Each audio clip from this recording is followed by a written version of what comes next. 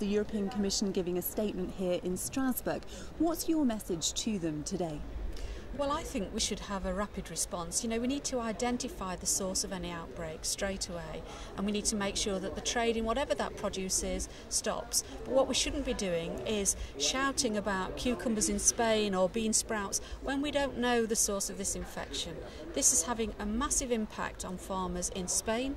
They're losing £200 million a week, but in Britain also there will be farmers who are losing because people aren't buying fresh fruit and vegetables. So it's the wrong message to be giving out. Yes, we want consumers to be confident that they're buying safe produce. That is where the EU comes in with strict rules on produce. But this isn't the way to do it, and we want a better response from the Commission than this. I mean, are you concerned about the potential impact? We don't have the facts and figures yet, but farmers in Lincolnshire, in your patch, would you be concerned about the potential impact on them? Of course, and I'm sure they're very, very concerned because, it's psychological. If you hear there's problems with fresh fruit and vegetables, you don't want to feed your family those fresh fruit and vegetables, even though they aren't the contaminated ones. So it is bound to have an impact. And it also has an impact on people's diets. Here we are trying to encourage people to eat healthily, eat more fresh fruit and vegetables, and then we have this sort of scare. So I say to the Commission, let's get our act together, let's have a much quicker response to this, and let's make sure we know what we're doing before we start damaging certain production areas. I mean, you say know what we're doing before we start damaging. Do you think that really has been the problem here, that there has been, in effect, what has turned out to be sort of scaremongering, really, and cucumbers, now bean sprouts, we're not sure might be the cause, that actually information's gone out when it hasn't been certain? Absolutely. I think Germany was far too quick to point the finger at Spain. And then we got onto the bean sprouts. Instead of just shouting about it, let's make sure of the facts before we do that. We're talking about ruining some industries here. This is a big issue, huge for the economy of Spain and for farmers all over the EU. And Russia has stopped imports of all fresh fruit and vegetables from the whole of the EU. That includes Britain. This has had a massive impact. So let's have a rapid response. Let's be sure our fruit and vegetables are safe, but don't throw these accusations around unless we're absolutely certain.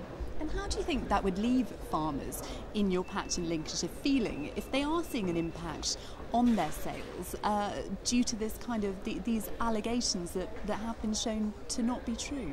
Well, I'm sure they're furious, and they have a right to be furious. Farmers are having a difficult time at the moment with the dry weather and a whole range of things, and to add this on top of it is just absolutely ridiculous, and it's unnecessary. Farmers in Britain shouldn't be suffering from this because British produce hasn't got a problem. This isn't coming from British produce, yet our farmers will be suffering as an effect of these accusations that are being made. So you say you'd like to see a rapid response from the EU. What exactly would you like to see them doing to restore the confidence of consumers?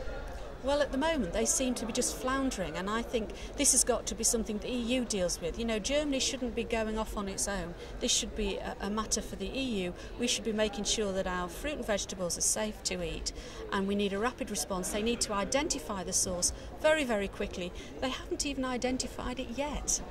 How long has this been going on for? Over a week, and nearly 2,000 people have been affected by this particular bug. This is ridiculous. We need a much better response, and we need to make sure that we know exactly what we're doing before we start making accusations.